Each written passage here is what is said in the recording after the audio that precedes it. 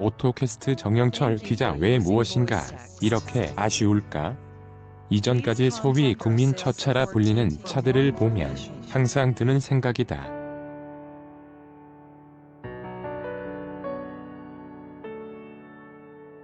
작은 차체, 왜소해 보이는 휠, 아쉬운 실내 재질, 빈약한 성능 등 저렴한 가격대를 생각하면 감소해야 할 부분이라지만 아쉬웠다.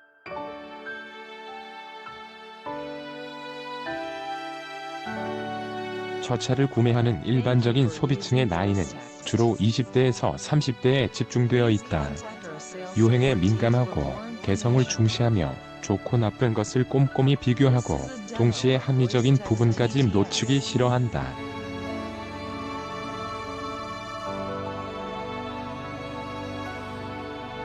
소위 합리적인 동시에 멋있는 라이프 스타일을 중요시하는 소비층이다. 이런 소비층에게 자동차 회사들은 지금까지 가장 보편적인 차를 선택지로 제시해왔다.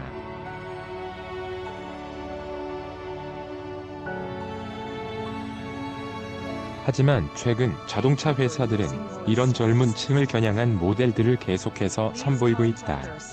특히 세계적인 SUV 인기를 반영하되 새로운 소형 SUV들의 출시가 두드러졌다.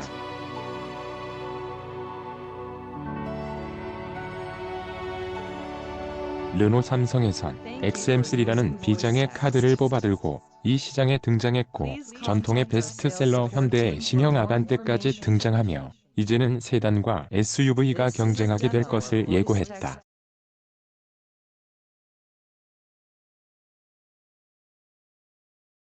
마침 두 차를 동시에 시승해 볼 기회가 생겼다.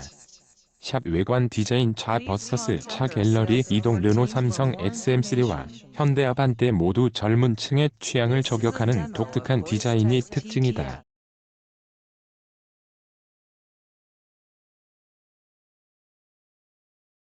이전까지 이런 형태의 차는 메르세데스 벤츠의 GLC 쿠페나 GLE 쿠페, BMW의 X4와 X6가 대표적이었다.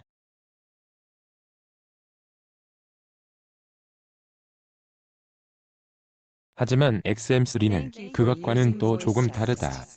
쿠페형 SUV보다 SUV형 세단이 더 어울리는 느낌의 디자인이다.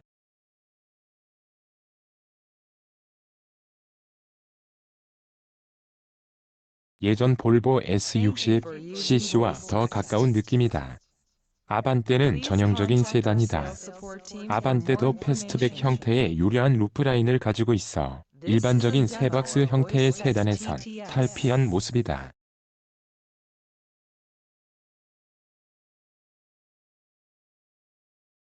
아반떼의 디자인적 특징은 서페이싱이다.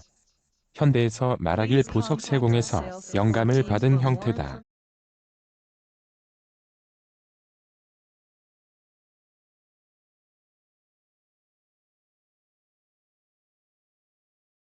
차량의 앞과 뒤는 물론 옆면에도 아주 특징적인 면을 만들어냈다. 전반적으로 기하학적 도형을 많이 사용했다.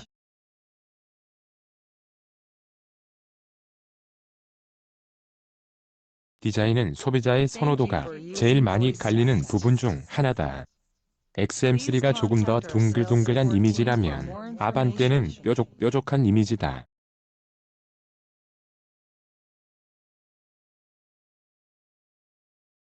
자동차 디자인에서 가장 기본적이고 핵심적인 요소 세 가지를 뽑아보라고 한다면 단연 프로포션, 실루엣, 스탠스라고 할 수 있다.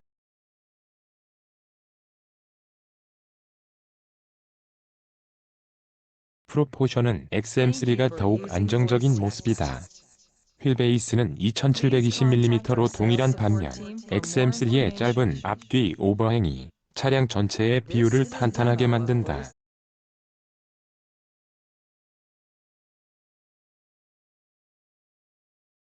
실루엣은 두 차량 모두 나름의 독특함을 가지고 있다. 스탠스의 경우 XM3의 18인치 휠과 껑충한 최저 지상고, 근육질의 뒷텐더가 다부진 자세를 만들어낸다.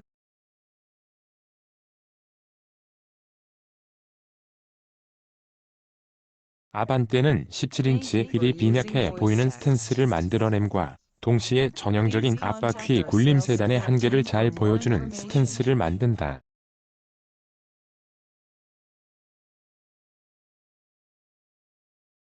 또한 안쪽으로 말려 들어가는 리어 윈도우와 C필러에 의해 특정 각도에서 차의 리어엔드가 불안정해 보일 때가 있다.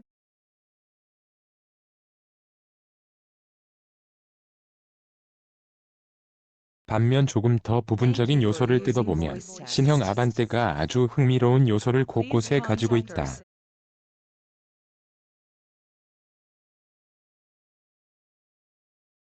전반적인 디테일과 서페이싱에서 현대 아반떼가 한층 더 현대적이고 멋진 모습을 보여주는 것도 사실이다.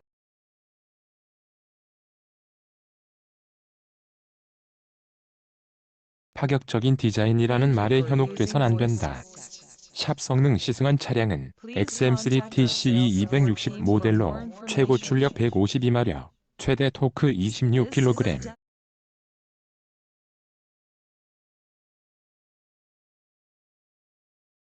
M을 발휘하는 1.3L 가솔린 터보 엔진이 장착된다. 아반떼의 경우 1.6L 가솔린 엔진을 장착해 최고 출력 123마력, 최대 토크 15,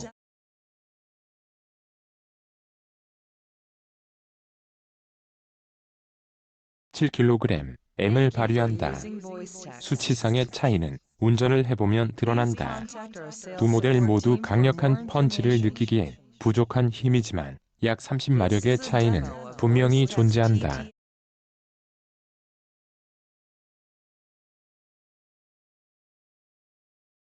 또한 XM3에 탑재된 게트라 7단 DCT는 변속에 지체가 없고 패드 시프트를 사용하면 제법 스포티한 변속에도 쉽게 응해준다.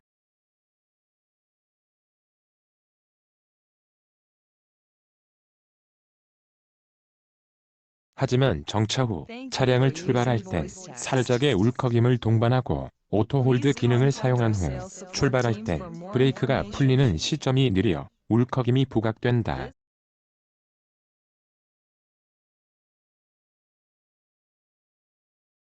부드러운 변속을 선호하는 소비자들은 아반떼에 적용된 IVT 무단 변속기의 느낌이 더 편하게 느껴질 것이라 예상된다.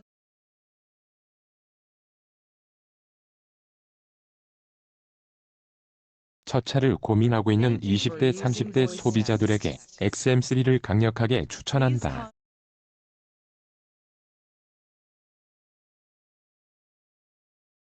소나타의 승차감도 그랬고 i30 N9의 승차감은 감동을 줄 정도로 잘 다듬어져 있었다. 이렇게 기대치가 한껏 높아진 이유 때문일까?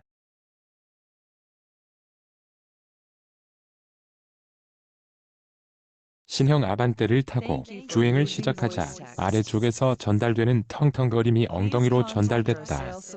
몇 분 지나고 나서 뭔가 익숙한 승차감이 생각났다.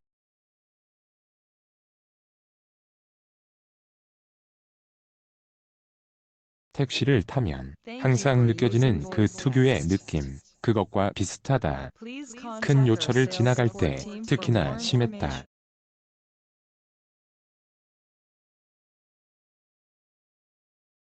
반면에 XM3의 승차감은 기대 이상의 모습을 보여줬다. 특유의 작은 진동들은 아반떼나 XM3 두 차량 모두 비슷하게 전달하지만 이 급의 차에선 일반적인 현상이다.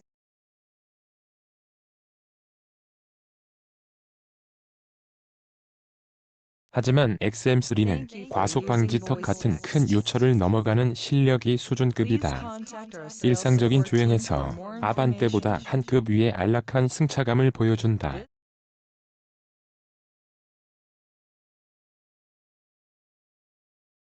샵 실내 공간 아반떼는 실내 공간이 넓기로 유명하다. 신형 또한 마찬가지다.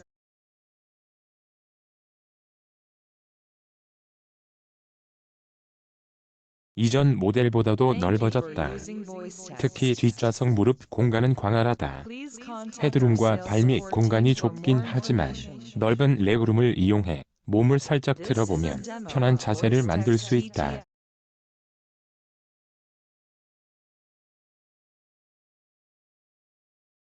등받이 각도도 편해 장거리 여행 시 뒷자리에서 편하게 졸 수 있을 것 같다.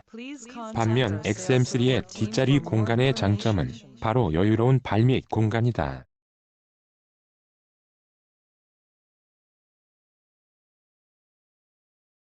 무릎 공간은 아반떼에 비하면 적지만 그렇다고 불편할 정도는 절대 아니다. 동시에 헤드룸은 174cm의 성인 남성이 앉기에도 제법 넉넉하다.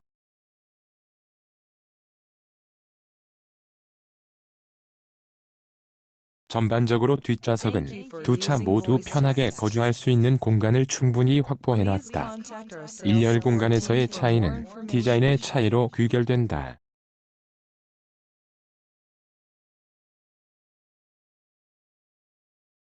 신형 아반떼 디자인 실력은 사실 실내에서 빛을 발한다.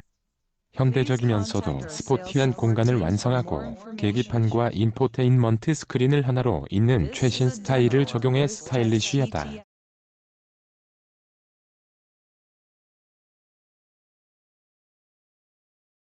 XM3의 일렬 공간은 사용하기엔 편리하고 부족함 없지만 형태적인 부분에서는 분명 뒤처졌다. 반면에 사용한 플라스틱 재질들에서 고민한 흔적이 보여 손이 직접 닿는 부분의 재질에만 신경 쓴 아반떼에 비해 마감이 좋다.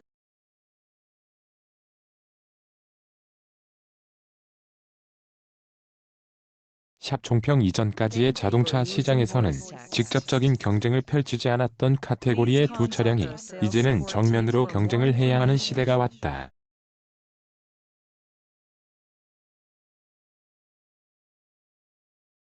특히 2,392만원의 아반떼 가솔린 1.6 인스퍼레이션과 2,532만원의 XM3 TCE 260R 시그니처는 가격적인 면에서도 분명히 경쟁을 벌여야 하는 상황이다.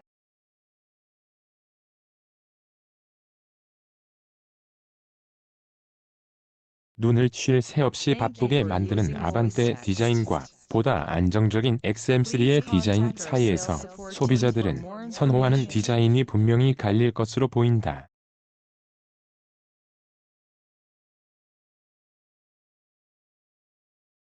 개인적으로는 XM3의 디자인에 손을 들어주고 싶다. 아반떼 디자인은 내가 자동차 디자이너라면 한 번쯤 그려보고 싶은 디자인이지 내가 직접 타고 싶은 디자인은 아니다.